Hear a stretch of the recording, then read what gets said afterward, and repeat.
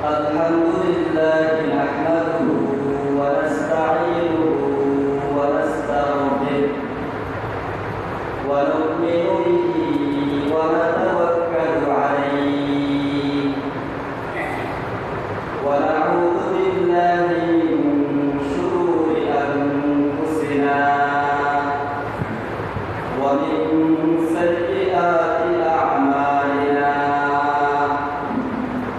من يهده الله فلا مضل له ومن يضلل فلا هادي له ونشهد أن لا إله إلا الله وحده لا شريك له ونشهد أن سيدنا ومولانا محمدا عبده ورسوله أرسله بالحق بشيرا ونذيرا وداعيا إلى الله بإذنه وسراجا منيرا صلى الله عليه وعلى آله وأصحابه وبارك وسلم تسليما كثيرا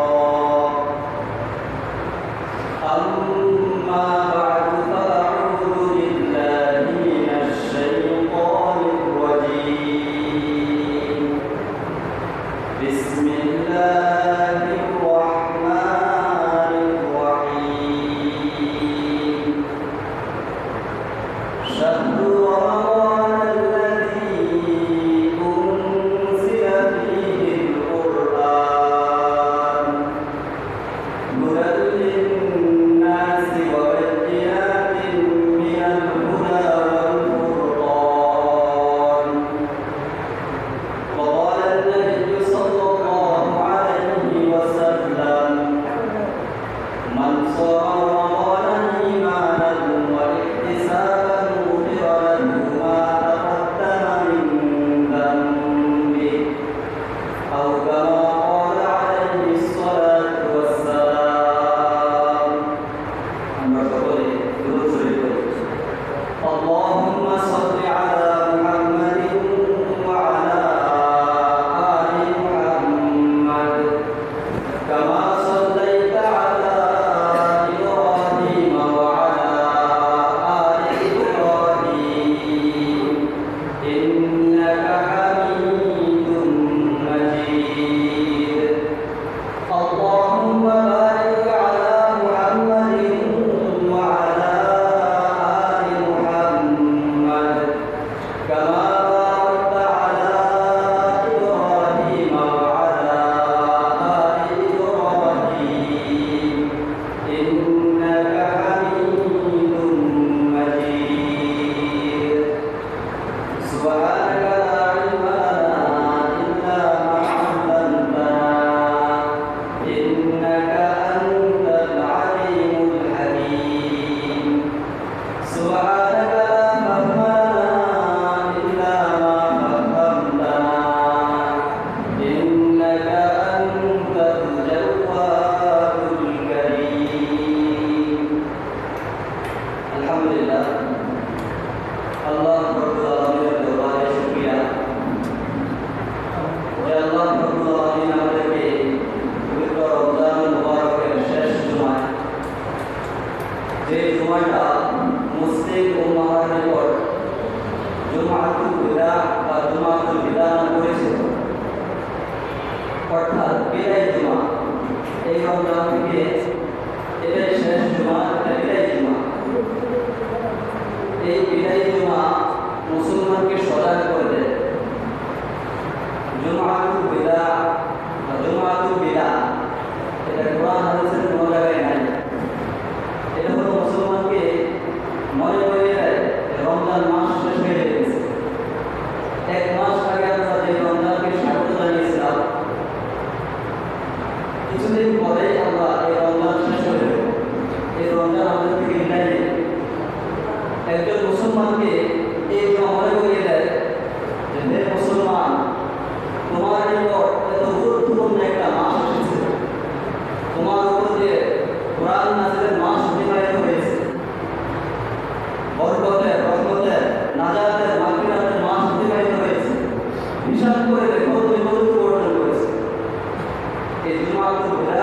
জুমাতুল বিদা মানুষকে তার এক মাস হিসাব করার পর্যন্ত করে।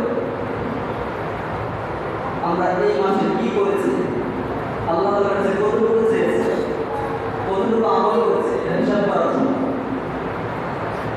আল্লাহ রাব্বুল আলামিন আমাদেরকে হিসাব করার জন্য কোরআনে কারিমে ইরশাদ করেছেন। কোরআনে কারিমে বলেছেন সূরাতুল হাসরে আল্লাহ রাব্বুল আলামিন বলেন, ইয়া আইয়ুহাল্লাযীনা আমানু তাকুল্লাহা ওয়া তানজুর নাফসুম মা কদ্দামাত লিগাদিন ওয়াত্তাকুল্লাহ। হে ইমানদারেরা, তোমরা একমাত্র আল্লাহ তাআলাকে ভয় করো। ওয়া তানজুর নাফসুম মা কদ্দামাত লিগাদিন ওয়াত্তাকুল্লাহ। আর সকল মুসলমানের জন্য উচিত সে যেন ভালো করে লক্ষ্য করে, ভালো করে জ্ঞান করে, ভালো করে ভেবে দেখো সে আখিরাতের জন্য কি অর্জন করেছে, আখিরাতের জন্য সে কি প্রস্তুত করে রেখেছে। এই আয়াত মানুষকে তার জীবনের হিসাবের মতো উদ্বুদ্ধ করে। মানুষ যাতে তার প্রতিটা কাজ করবে, প্রতিটা সময়, প্রতিটা গুরুত্বপূর্ণ সময়, গুরুত্বপূর্ণ দিন, গুরুত্বপূর্ণ মাস যাতে মানুষ হিসাব করে। এই মাসে এই সময়ে সে কি পাইল, কি জানল, এর মধ্যে তার কি কমতি হয়েছে, আল্লাহ রাব্বুল আলামিন মানুষকে হিসাবের জন্য উদ্বুদ্ধ করেছে। এরপর আয়াত আল্লাহ তাআলা বলেন, ওয়ালা তাকুনু কাল্লাযীনা নাসুল্লাহা ফাআনসাহুম আনফুসাহুম উলাইকা হুমুল ফাসিকুন। তাদের মতো হয়ো না যারা আল্লাহ তাআলাকে ভুলে গেছে, তাদের মতো হয়ো না যারা তাদের হিসাবের কথা ভুলে গেছে, তাদের মতো হয়ো না যারা তাদের আখিরাতের ব্যাপারে উদাসীন, তারা আল্লাহ তাআলার সামনে দাঁড়ানোর কথা ভুলে গেছে। আর এই ভুলার কারণে আল্লাহ রাব্বুল আলামিন তাদেরকে আত্মভোলা করে দিয়েছেন। তারা এবার নিজেদেরকে ভুলে গেছে। তারা যে একজন আল্লাহ তাআলার বান্দা, আখিরাতের যাত্রী, তারা সেটাই ভুলে গেছে। এরকম হয়ো না। আল্লাহ রাব্বুল আলামিন বলেন, উলাইকা হুমুল ফাসিকুন। যারা এরকম উদাসীন হয়ে গেছে, যাদের এরকম রমজান মাস অতিবাহিত হয়ে যায়, কোনো হিসাব করা এটা গুরুত্বপূর্ণ মনে করে না, প্রয়োজন মনে করে না, সে রমজানে কি পাইল, কি জানল, হিসাবের কথা মনে করে না, আল্লাহ রাব্বুল আলামিন বলেন, উলাইকা হুমুল ফাসিকুন। তারা আমার দরবারে অবাধ্যের কাতারে নামজরিকা। সম্মানিত উপস্থিতি, আজকে এই জুমাতুল বিদা, আজকে আমি আপনাদের সামনে দুইটি বিষয়ে আলোচনা রাখতে ইচ্ছা করেছি। প্রথম বিষয়, আমরা এই রমজান মাস পেলাম, বিদায়ের সময় চলে এসেছি। আজকে 27 রমজান, 28, 29, হয়তো 2টা অথবা 30 পর্যন্ত 3টা, আর 3টা রোজা আমাদের সামনে আছে, 2 অথবা 3টা রোজা। আমরা এই রমজান মাসে আমাদের কি করা দরকার ছিল, কতটুকু করেছি, আল্লাহ তাআলার কাছে কতটুকু চেয়েছি, এই বিষয়ে আমাদের একটা সুসংবাদ এবং একটা হুঁশিয়ারি আছে। এই সুসংবাদ এবং হুঁশিয়ারি সম্পর্কে আলোচনা করার চেষ্টা করব ইনশাআল্লাহ।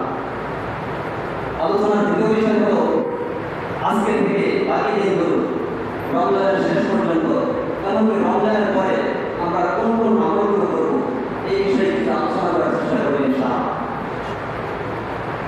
প্রথম কথা, এই রমজান সম্পর্কে, রমজানের ব্যাপারে আমাদের কিছু আশা আছে, আবার অনেক বড় হুঁশিয়ারি আছে, দুঃখ আছে।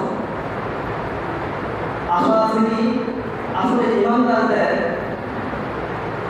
তাদের প্রতিটা কাজে করবে দুইটা জিনিস থাকবে, একটা হলো ভয়, আরেকটা হলো আশা।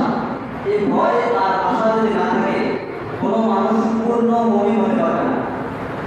কোনো মানুষের যদি ভয় না থাকে, তাহলে ওই মানুষ কোনো সময় গুনাহ ছাড়ে না, কারণ তার আখিরাতের ভয় নাই। জাহান্নামের আযাব ওটাকে সে ভয়ের কারণ মনে করে না, আল্লাহ তাআলার সামনে দাঁড়ানো ওটাকে সে ভয় মনে করে না। তাহলে সে গুনাহ করবে, গুনাহ ছাড়বে, এটা কোনো তার তওবা করার সময় নাই, সে গুনাহ করতে থাকে। আর যদি কোনো মানুষের মনের মধ্যে আশা না থাকে, জান্নাতের আশা না থাকে, আল্লাহ তাআলার মাগফিরাতের আশা না থাকে, তাহলে সে আমলই করবে না। সে মনে করবে কি লাভ, এত বছর রোজা রেখে নামাজ পড়বে কিনা, আমার তো সওয়াব হবে না, আমি তো জান্নাত পাবো না। তাহলে একজন মুমিন তার প্রতিটা কাজে করবে, সে আশাও করবে, ভয়ও করবে। আল্লাহ রাব্বুল আলামিন এই কথায় সূরা আল-হিজরে বলেছেন, নাব্বি ইবাদি ইন্নী আনাল গফুরুর রহিম ওয়া ইন্না আযাবি হুয়াল আযাবুল আলীম। হে নবী, আপনি মুমিনদেরকে জানিয়ে দেন, আপনি মানুষদেরকে জানিয়ে দেন, আমি আল্লাহ অত্যন্ত ক্ষমাশীল, অত্যন্ত দয়ালু। পরের আয়াতে আল্লাহ তাআলা বলেন, এবং জানিয়ে দেন আমি আল্লাহ, আমার আযাব অনেক কঠিন, অনেক যন্ত্রণাদায়ক। প্রথম আয়াতে ঘোষণা দিয়েছেন আমি অনেক ক্ষমাশীল, আমি অনেক দয়ালু, বান্দা যতই পাপ করুক আমার কাছে ক্ষমা চেয়ে আমি মাফ করি। পরের আয়াতে হুঁশিয়ার করে দিয়েছেন, হুঁশিয়ার, আমার আযাব কিন্তু অত্যন্ত কঠিন। তাহলে সুসংবাদ এবং ভয়, ভয় এবং আশা, এই দুটার মধ্যে মুমিনের সকল কাজ। আশাও থাকবে, ভয়ও থাকবে। এই রমজান সম্পর্কে আমাদের আশা, আল্লাহ রাব্বুল আলামিন এত গুরুত্বপূর্ণ একটা মাস, যে মাসকে আল্লাহ তাআলা কোরআন নাযিলের জন্য নির্বাচন করেছেন। এত গুরুত্বপূর্ণ একটা মাস, রহমত, মাগফিরাত, নাজাত, বরকত, অসংখ্য অগণিত আল্লাহ তাআলা এরকম কৃপার মাস। এই মাসটা আমরা পেয়েছি, আলহামদুলিল্লাহ, শুকরিয়া। সুস্থতার সাথে রমজানের রোজাগুলো রাখতেছি, এক একটা রোজা কত সওয়াব, তারাবিগুলো করতেছি, রহমতের দিনগুলো অতিবাহিত করছি, রহমতের দিনগুলো আমাদের হায়াতে পাইছি, লাইলাতুল কদরের নামাজ পড়তে পারছি। এই জন্য এটা আমাদের অনেক বড় একটা শুকরিয়ার বিষয়, আশার বিষয়। হয়তো এর বিনিময়ে আল্লাহ তাআলা আমাকে মাফ করে দেবেন, এর বিনিময়ে আল্লাহ তাআলা আমাকে জান্নাত উচ্চ মাকাম দান করবেন। লাইলাতুল কদর এক রাতের ইবাদত, এক হাজার মাসের চেয়ে বেশি উত্তম, বেশি ইবাদত করার সওয়াব। এটা একটা আশার কথা, এটা একটা সুসংবাদের কথা। কিন্তু দুঃসংবাদ কি, এই মাস পাইয়া আমি কতটুকু পেয়েছি, আমি কতটুকু করেছি, আমার দায়িত্ব কতটুকু পালন করেছি, এই মাসে আমার কি চাওয়া ছিল, কি পাওয়া ছিল। এই মাসে লাইলাতুল কদর এটা এক রাত্র 1000 মাসের চাইতেও বেশি, কিন্তু এর ব্যাপারে তো হুঁশিয়ার বলেছে, মান ধরি না যে এই লাইলাতুল কদরকে, যে লাইলাতুল কদর পেল না, লাইলাতুল কদর ইবাদত করতে পারবে না, সে যেন দুনিয়ার সকল কল্যাণ থেকে বঞ্চিত, সে যেন দুনিয়ার সকল কল্যাণ থেকে বঞ্চিত। হাদিসের ভাষায় শব্দটা এসেছে মাহরুম। মাহরুম কাকে বলে, যে একবারে বঞ্চিত। মনে করেন ওয়ারিস সম্পত্তি ভাই বোন সবাই পেল, আপনাকে বঞ্চিত করে দেবে, আপনি এখানে সম্পত্তি পেলেন না, সর্বহারা। বলে যে লাইলাতুল কদরের রাত্রিকে ইবাদতে কাটাতে পারলো না, তার জন্য আমার হুঁশিয়ারও আছে, সে যেন দুনিয়ার সকল কল্যাণ থেকে বঞ্চিত। আমাদের প্রথম 10 দিন রহমতের দিন গেছে, এই 10 দিনে আল্লাহ রাব্বুল আলামিন ব্যাপকভাবে রহমত দান করেছেন। আমরা ওই 10 দিনে কতটুকু রহমত চেয়েছি, পুরা 10 দিনের মধ্যে হিসাব করে কত বড় রহমত চেয়েছি। যদি ঘোষণা করা হতো জানুয়ারির 1 তারিখ থেকে 10 তারিখ পর্যন্ত এই মার্কেটে সবাই ফ্রি চাল দেওয়া, আমরা যার ভোট একবারেই কম, এই ব্যক্তিরাও 10টা বছর নিয়ে আসবে, যে আমার 1 বছরের কতটুকু চাল দরকার আমি এখানে নিয়ে যাই, শুধু চাল।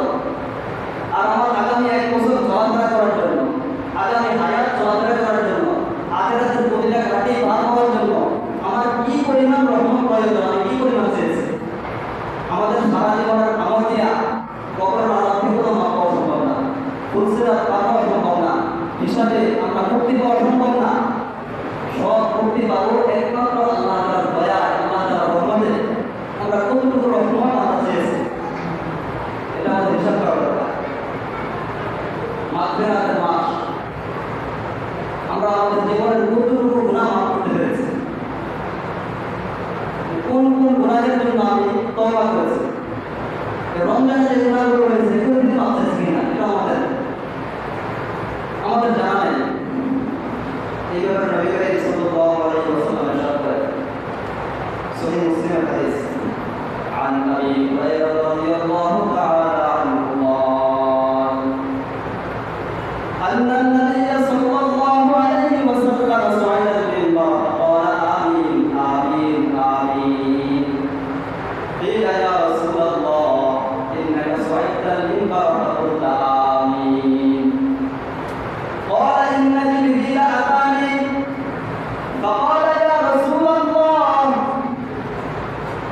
أدرك شهر رمضان فلم يغفر له أبعد الله.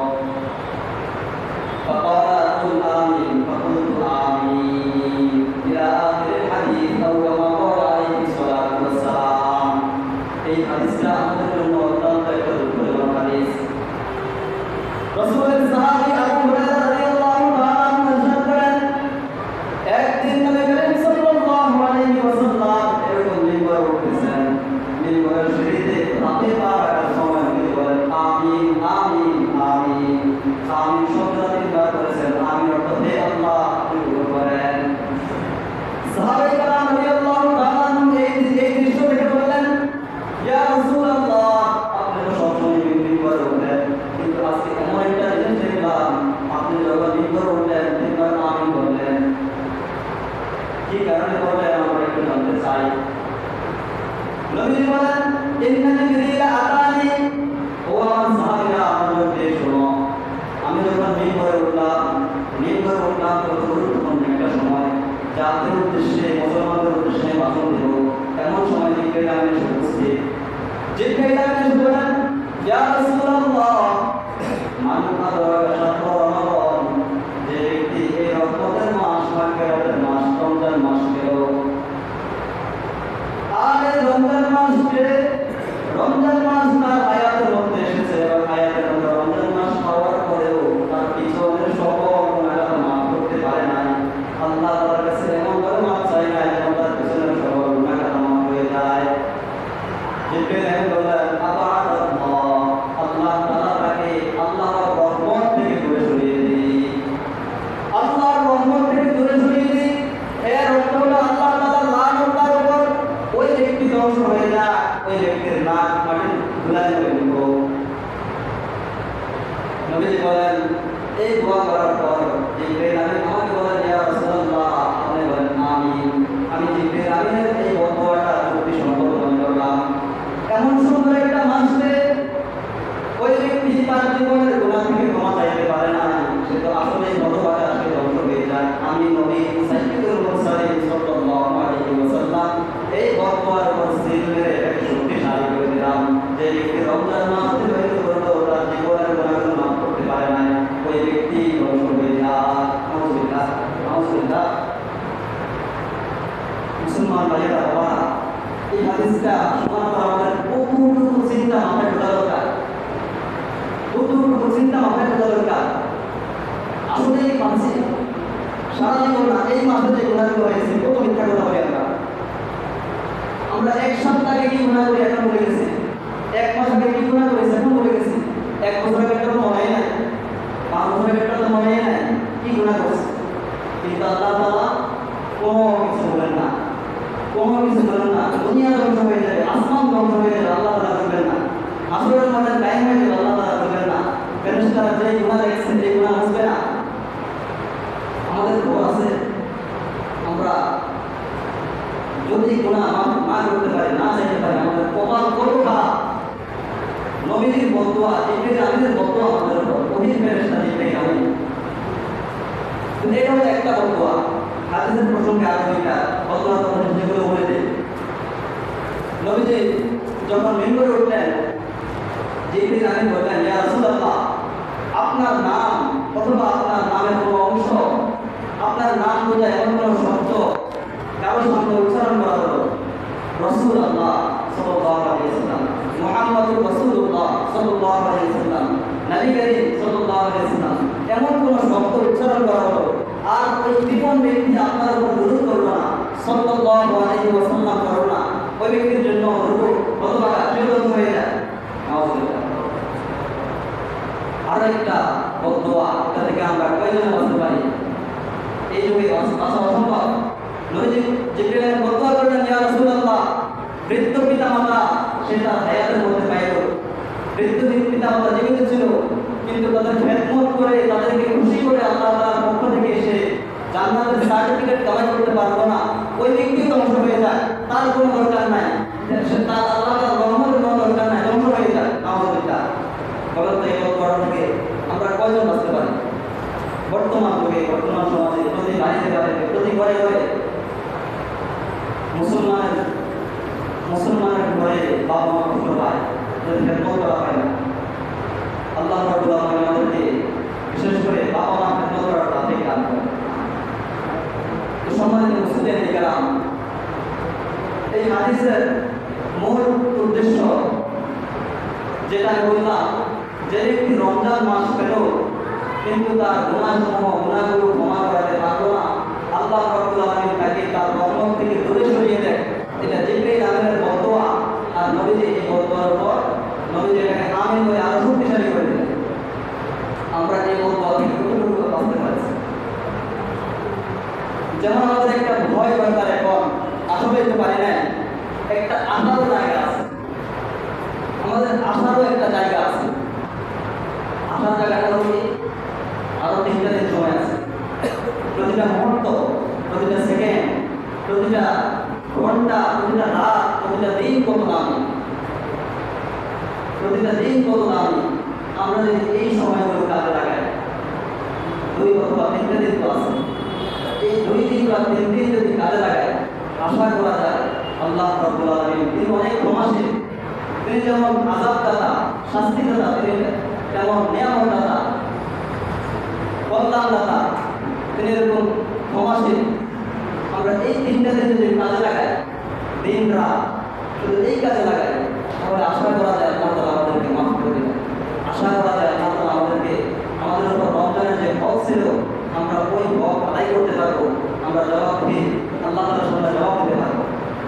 এই জন্য বাকি যে দিনগুলো আছে, এই দিনগুলোতে আমরা ফরজ নামাজগুলো খুব গুরুত্ব দিয়ে, যেন একটা বাকি যে নামাজগুলো আছে, একটা নামাজ যেন জামাত মিস না হয়, তাকবীরের উলা ইমাম সাহেবের সাথে প্রথম তাকবীর যেন মিস না হয়, কোনো একটা সুন্নত, নফল, তারাবি, ইশরাক, আউয়ালি, তাহাজ্জুদ একটু যেন বাদ না যায়। প্রতিদিন জিকির, আজকার, তাওবা, ইস্তিগফার, দুরূদ শরীফ পড়া, এগুলো যাতে বাদ না যায়।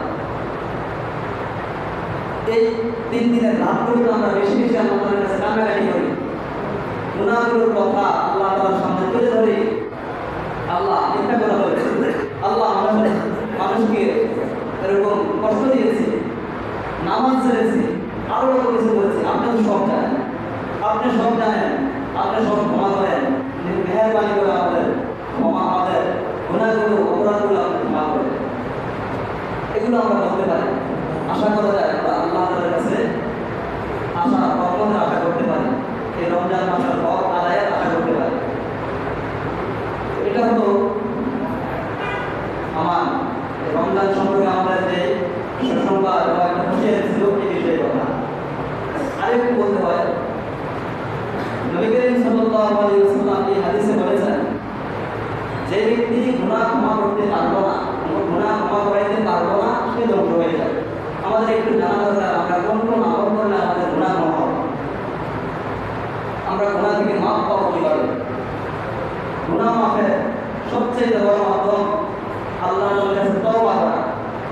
যে গুনাহ করছি, এই গুনাহের উপর লজ্জিত হয়ে, মনে লজ্জিত হয়ে আল্লাহ তাআলার দরবারে খুব কান্নাকাটি করে মাফ চাওয়া আর দৃঢ় সংকল্প করা, এই গুনাহ আমি আর আজীবন করবো না, মৃত্যুর আগ পর্যন্ত আর মিথ্যা কথা বলবো না, মৃত্যুর আগ পর্যন্ত আর এই গুনাহ করবো না, নামাজ ছাড়বো না। এইভাবে তওবা করলে, তওবাতুন নাসুহা করলে আল্লাহ রাব্বুল আলামিন আমাদেরকে মাফ করে দেন। আল্লাহ রাব্বুল আলামিন এই কথা পবিত্র কোরআনে কারিমে 29 নম্বর পারা 20 নম্বর পৃষ্ঠায় বলেছেন, ইয়া আইয়ুহাল্লাযীনা আমানু তুবু ইলাল্লাহি তাওবাতান নাসুহা। হে ঈমানদারেরা, তোমরা আল্লাহ তাআলার নিকট তাওবাতুন নাসুহা করো, আল্লাহ তাআলার কাছে তওবা করো। আশা করা যায় আল্লাহ তাআলা তোমাদের জীবনের সকল গুনাহ মাফ করে দিবেন। ইবনে মাজাহ শরীফে নবী করিম সাল্লাল্লাহু আলাইহি ওয়াসাল্লাম একটি হাদিস বর্ণনা করেছেন, ইবনে মাজাহ শরীফে এসেছে। নবীজি বলেন, আস্তাগফিরু মিনাল যামবি কামান লা যামবা। যে ব্যক্তি গুনাহের উপর তওবা করে, সে ওই ব্যক্তির মতো সে যেন কোনো গুনাহ করে না। তাহলে তওবা কত উপায়, এমন হয়ে যাব আমরা, তওবা করে এমন হয়ে যাব মনে হয় যেন আর গুনাহ করে নাই। তবে তওবা যে শর্তগুলো বললাম, ওই শর্তগুলো থাকতে হবে। আপনারা যদি ঘুষ খান আর তওবা করেন, সুদ খান তওবা করা, সুদ খাইছি মাফ করে দেন, এটা কিন্তু তওবা হবে না। আপনি কারো টাকা মেরে দিচ্ছেন, কারো সম্পদ মেরে দিচ্ছেন, আর এখানে বলতেছেন আল্লাহ সম্পদ মারছি ক্ষমা করে দেন, না, হবে না। তওবাতুন নাসুহার জন্য শর্ত, এই গুনাহ করেছে এই গুনাহ থেকে লজ্জিত হতে হবে, এই গুনাহ থেকে ফিরে আসার সংকল্প, দৃঢ় সংকল্প করতে হবে। আর যদি এমন গুনাহ হয় যেই গুনাহ শুধু আল্লাহ তাআলার সাথে সম্পর্ক না, বান্দার সাথে সম্পর্ক, নামাজ পড়ে নাই, মিথ্যা কথা বলেছে, আল্লাহ তাআলার সাথে সম্পর্ক, কিন্তু পরের হক নষ্ট করেছে, সুদ খেয়েছে, ঘুষ খেয়েছে, এটা কিন্তু বান্দার সাথে সম্পর্ক, মানুষের হক নষ্ট করেছে। এটার জন্য আগে ওই বান্দার যে হক নষ্ট করেছে ওই হক দিতে হবে। আমি তার সম্পদ আত্মসাৎ করেছি, ওই সম্পদটাকে তার সাথে বোঝাপড়া করে তাকে ফিরিয়ে দিতে হবে। তার থেকে আগে মাপ চাইতে হবে, ভাই আমাকে মাফ করে দাও, এরপর আল্লাহ তাআলার কাছে মাপ চাইলে আল্লাহ তাআলা মাফ করে দেবেন। আর যদি মাফ না চায় তাহলে আল্লাহ তাআলা বলে দিয়েছেন নিশ্চয়ই আমার কাজ অত্যন্ত কঠিন। এই সম্পদের হত্যা কিয়ামতের দিন আপনার সামনে আপনার কাছে সম্পদের হত্যা বের করবে।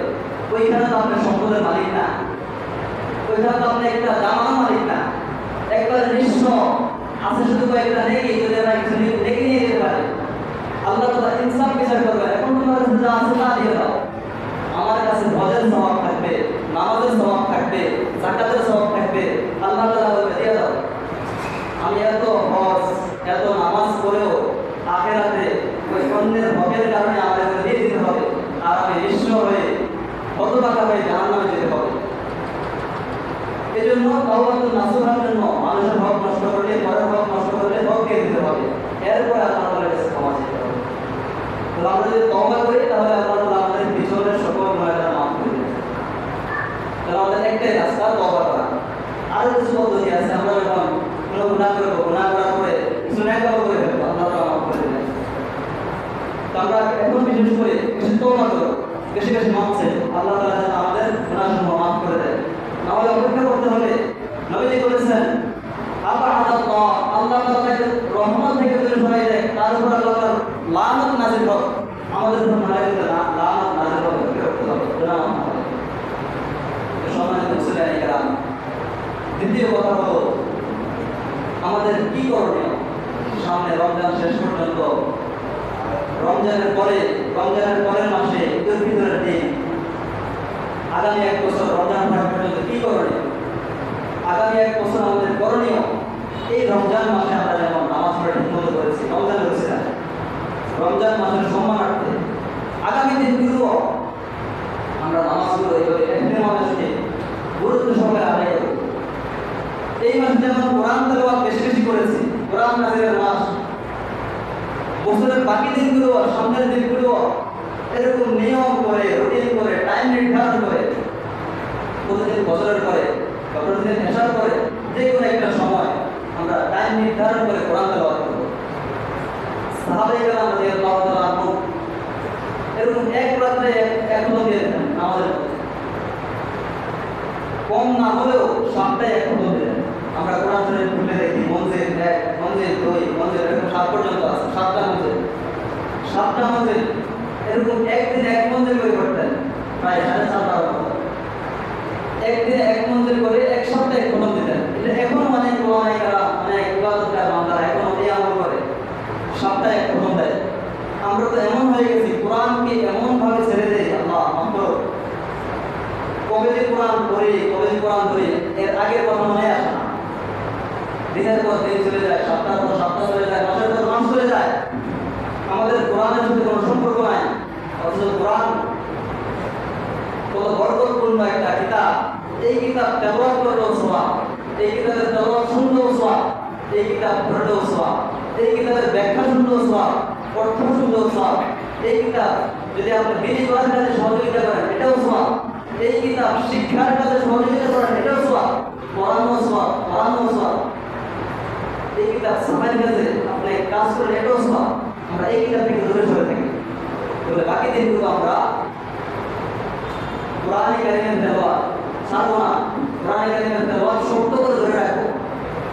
আপনি যদি প্রতিদিন কোরআন তেলাওয়াতের মাধ্যমে দিনটা শুরু করেন, আশা করা যায়, বরঞ্চ নিশ্চিতভাবে বলা যায় আপনার ওই দিনের সকল কাজে